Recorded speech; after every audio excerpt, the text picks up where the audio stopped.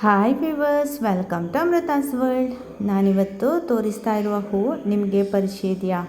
ಇದು ಕೊಂದೆ ಹೂ ಅಂತಾರೆ. ಕೇರಳ ರಾಜ್ಯದ ಪುಷ್ಪ ಕೊನ್ನೆ ಹೂ ಅಂತಲೂ ಹೇಳ್ತಾರೆ. ಅದಲ್ಲದಿದ್ದರೆ ಇದನ್ನು ಕಕ್ಕೆ ಹೂ ಅಥವಾ ಸ್ವರ್ಣ ಹೂ ಅಂತಲೂ ಹೇಳ್ತಾರೆ.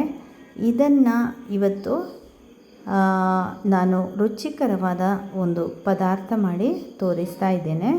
ಅದಕ್ಕೆ ಬೇಕಾಗಿ ನಾನು ಇಲ್ಲಿ ಸ್ವಲ್ಪ ಸ್ವರ್ಣ ಹೂವನ್ನು ಕಲೆಕ್ಟ್ ಮಾಡಿ ಕ್ಲೀನ್ ಮಾಡಿ ಇಟ್ಟುಕೊಂಡಿದ್ದೇನೆ. ಇದನ್ನಿನ್ನು ತೊಳೆದು ಇಟ್ಟುಕೊಳ್ಳುವ.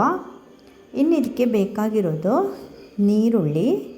ನಾನಿಲ್ಲಿ ಒಂದು ದೊಡ್ಡ ನೀರುಳ್ಳಿ, 2 ಮೆಣಸು ಮತ್ತು ಸ್ವಲ್ಪ ಬೆಳ್ಳುಳ್ಳಿ, ಶುಂಠಿ ಹೆಚ್ಚಿಟ್ಟುಕೊಂಡಿದ್ದೇನೆ. ನಂತರ ಬೇಕಾಗಿರೋದು ಕಡಲೆಬೇಳೆ ಬೇಯಿಸಿ ಇಟ್ಟುಕೊಂಡಿದ್ದೇನೆ. ತುಂಬ ಸೀದು ಹೋಗುವ ಹಾಗೆ ಬೇಯಿಸೋದು ಬೇಡ, ಸ್ವಲ್ಪ ಗಟ್ಟಿ ಇರುವ ಹಾಗೆ ಬೇಯಿಸಿ ಇಟ್ಟುಕೊಳ್ಳುವ. ಇನ್ನೊಂದು ಪಾತ್ರೆ ಒಲೆಯಲ್ಲಿ ಇಟ್ಟುಕೊಂಡಿದ್ದೇನೆ. ಅದಕ್ಕೆ ಅಗತ್ಯದ ಎಣ್ಣೆಯನ್ನು ಹಾಕಿಕೊಳ್ಳುವ. 1-2 ಸ್ಪೂನ್ನಷ್ಟು ಎಣ್ಣೆ ಸೇರಿಸಿದ್ದೇನೆ.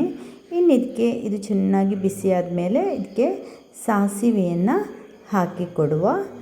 ಅದು ನಮ್ಮ ಅಗತ್ಯಕ್ಕನುಸರಿಸಿ ನಾವಿಷ್ಟು ಪ್ರಮಾಣ ಹಾಕ್ತೇವೆ ಒಂದು ಅಂದಾಜು ಹಾಕ್ಬೋದು.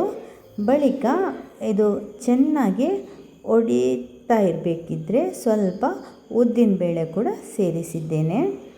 ಇನ್ನು ಈಗಾಗಲೇ ಹೆಚ್ಚಿಟ್ಟಿರುವ ಬೆಳ್ಳುಳ್ಳಿ, ಶುಂಠಿ ಹಾಕಿದ್ದೇನೆ. ಪೇಸ್ಟ್ ಹಾಕಿದರೂ ಆಗ್ಬೋದು, ನಾನಿಲ್ಲಿ ಚಿಕ್ಕದಾಗಿ ಹೆಚ್ಚಿಕೊಂಡು ಸೇರಿಸಿದ್ದೇನೆ. ನಂತರ ಹಸಿಮೆಣಸು ಕೂಡ ಹಾಕಿಕೊಟ್ಟಿದ್ದೇನೆ. ಬಳಿಕ ತುಂಡರಿಸಿಟ್ಟಿರುವಂತಹ ನೀರುಳ್ಳಿಯನ್ನು ಸೇರಿಸಿದ್ದೇನೆ. ಇನ್ನು ಈ ರೀತಿ ಒಮ್ಮೆ ಚೆನ್ನಾಗಿ ಮಿಕ್ಸ್ ಮಾಡಿ ಕೊಡುವ. ಬಳಿಕ ಇದಕ್ಕೆ ಅಗತ್ಯವಿರುವಷ್ಟು ಉಪ್ಪನ್ನು ಕೂಡ ಸೇರಿಸಿಕೊಡುವ. ಉಪ್ಪು ಹಾಕಿದರೆ ಸ್ವಲ್ಪ ಬೇಗ ನಮಗೆ ನೀರುಳ್ಳಿ ಬಾಡಿ ಸಿಗ್ತದೆ. ಆದ ಕಾರಣ ನಾನಿಲ್ಲಿ ಸ್ವಲ್ಪ ಉಪ್ಪು ಸೇರಿಸಿದ್ದೇನೆ. ಇನ್ನು ಚೆನ್ನಾಗಿ ಈ ರೀತಿ ಮಿಕ್ಸ್ ಮಾಡಿಕೊಡುವ. ಅಡಿ ಹಿಡಿಯದ ಹಾಗೆ ನೋಡಿಕೊಳ್ಬೇಕು. ಇನ್ನು ಇದಕ್ಕೆ ನಾವು ಈಗಾಗಲೇ ಬೇಯಿಸಿಟ್ಟಿರುವಂತಹ ಕಡಲೆಬೇಳೆಯನ್ನು ಸೇರಿಸ್ತಾ ಇದ್ದೇನೆ. ಇಲ್ಲಿ ಕಡಲೆಬೇಳೆಯೇ ಆಗಬೇಕು ಅಂತ ಏನೂ ಇಲ್ಲ, ಪಚ್ಚೆ ಹೆಸರಾದರೂ ಆಗ್ತದೆ. ಪಚ್ಚೆ ಹೆಸರು ಅಥವಾ ಈ ಬೇಳೆಯನ್ನು ನಮಗೆ ಬೇಯಿಸಿ ಇಟ್ಟುಕೊಂಡು ಈ ರೀತಿ ಸೇರಿಸಿಕೊಡುವ. ನಾನಿವತ್ತು ಈ ಬೇಳೆಯಲ್ಲಿ ಟ್ರೈ ಮಾಡ್ತಾ ಇದ್ದೇನೆ.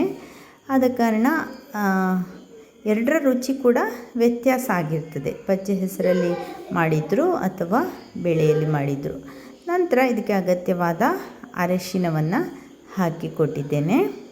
ಇನ್ನು ನಮಗೆ ಕೆಂಪು ಮೆಣಸಿನ ಹುಡಿ ಸೇರಿಸಬೇಕು. ನಾನಿಲ್ಲಿ 1.5 ಸ್ಪೂನಿನಷ್ಟು ಸೇರಿಸಿಕೊಡ್ತಾ ಇದ್ದೇನೆ. ತುಂಬ ಖಾರ ಇಷ್ಟಪಡೋರಾದರೆ ಸ್ವಲ್ಪ ಜಾಸ್ತಿನೇ ಹಾಕ್ಬೋದು. ನಮಗೆ ಇಷ್ಟು ಹಾಕಿದರೆ ಸಾಕಾಗ್ತದೆ.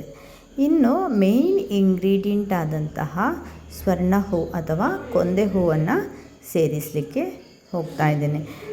ತುಂಬ ಇದ್ದರೂ ಸೇರಿಸ್ಬೋದು. ನನಗೆ ಇಷ್ಟೇ ಹೂ ಸಿಕ್ಕಿದ್ದು, ಆದ ಕಾರಣ ನಾನು ಇಷ್ಟು ಹಾಕ್ಕೊಂಡು ನಿಮಗೆ ತೋರಿಸ್ತಾ ಇದ್ದೇನೆ. ನಿಮ್ಮಲ್ಲಿ ತುಂಬ ಹೂ ಇದ್ದರೆ ಅದು ತುಂಬಾ ಇದಕ್ಕೆ ಸೇರಿಸಿದರೆ ತುಂಬ ಟೇಸ್ಟ್ ಜಾಸ್ತಿ ಆಗುತ್ತೆ. ನನ್ನ ಚಾನೆಲ್ ಮೊದಲ ಬಾರಿಗೆ ನೋಡೋರಾದರೆ ಖಂಡಿತವಾಗಿಯೂ ಸಬ್ಸ್ಕ್ರೈಬ್ ಮಾಡಿ. ಈ ವಿಡಿಯೋ ಇಷ್ಟ ಆದರೆ ಲೈಕ್ ಮಾಡೋದನ್ನು ಮರಿಬೇಡಿ. ಅದೇ ರೀತಿ ಎಲ್ಲರಿಗೂ ಶೇರ್ ಮಾಡಬೇಕು. ಇನ್ನು ಇದನ್ನು ನಮಗೆ ಸ್ವಲ್ಪ ಹೊತ್ತು ಮುಚ್ಚಿಟ್ಟು ಬೇಯಿಸುವ. ಸ್ವಲ್ಪ ಹೊತ್ತು ಮುಚ್ಚಿಟ್ಟು ಬೇಯಿಸಬೇಕು. ಅಂದರೆ ತುಂಬ ಇದರಲ್ಲಿ ಬೇಯಲಿಕ್ಕಿರೋದಿಲ್ಲ, ಅದಕ್ಕೆ 1-2 ನಿಮಿಷ ನಮಗೆ ಈ ರೀತಿ ಮುಚ್ಚಿಟ್ಟು ಬೇಯಿಸುವ. ನಂತರ ನೋಡಿ, ಈಗ ನಮ್ಮ ಪದಾರ್ಥ ರೆಡಿ ಆಗ್ತಾಯಿದೆ. ಇದಕ್ಕೆ ಇನ್ನೂ ಸೇರಿಸಬೇಕಾಗಿರೋದು ಕಾಯಿ ತುರಿ. ನಾನಿಲ್ಲಿ ಹೆಚ್ಚಿಟ್ಟಿರುವಂತಹ ಕಾಯಿ ತುರಿಯನ್ನು ಅಗತ್ಯ ನೋಡಿಕೊಂಡು ಸೇರಿಸಿಕೊಡಬೇಕು. ತುಂಬ ಕಾಯಿ ತುರಿ ಆದರೆ ಅದಷ್ಟು ಟೇಸ್ಟ್ ಬರಲ್ಲ, ನಮಗೆ ಇದರ ಸ್ಮೆಲ್ಲಷ್ಟು ಸಿಗೋದಿಲ್ಲ. ಇಲ್ಲಿ ನೋಡಿ, ನಾನು ಇಷ್ಟೇ ಕಾಯಿ ತುರಿಯನ್ನು ಸೇರಿಸಿರೋದು, ಅದು ನಿಮಗೆ ನೋಡಿಕೊಂಡು ಸೇರಿಸ್ಬೋದು. ಈಗ ನೋಡಿ, ನಮ್ಮ ಪದಾರ್ಥ ರೆಡಿ ಆಗ್ತಾ ಬಂದಿದೆ. ತುಂಬ ಟೇಸ್ಟಿ ನೋಡಿ, ಇಲ್ಲಿ ಈ ರೀತಿ ಇರ್ತದೆ. ಎಲ್ಲರೂ ಮಸ್ಟಾಗಿ ಟ್ರೈ ಮಾಡಿ, ಎಲ್ರಿಗೂ ಶೇರ್ ಮಾಡಿ. ಇದರಲ್ಲಿ ತುಂಬ ಔಷಧೀಯ ಗುಣ ಇದೆ. ನಿಮಗೆ ಗೂಗಲಲ್ಲಿ ಸರ್ಚ್ ಮಾಡಿದರೆ ಚೆನ್ನಾಗಿ ಗೊತ್ತಾಗತ್ತೆ ಇದರ ಬೆನಿಫಿಟ್ಸ್ ಏನೆಲ್ಲ ಅಂಥೇಳಿ. ಆದ ಕಾರಣ ಅದು ಸರ್ಚ್ ಮಾಡಿಕೊಂಡು ಈ ವಿಡಿಯೋ ನೋಡಿ ನಿಮಗೆ ಪದಾರ್ಥ ರೆಡಿ ಮಾಡ್ಬೋದು. ಹಾಗಾದರೆ ನೀವೆಲ್ಲ ಕಮೆಂಟಲ್ಲಿ ಪದಾರ್ಥ ಹೇಗಿದೆ ಅಂತೇಳಿ ತಿಳಿಸ್ಬೇಕು. Thank you for watching.